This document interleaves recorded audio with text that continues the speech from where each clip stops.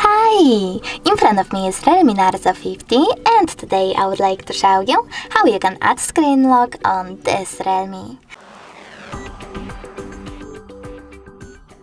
Firstly, access devices settings and scroll down. Now choose password and biometrics, click on set lock screen password over here, wait 5 seconds and choose continue in this pop-up.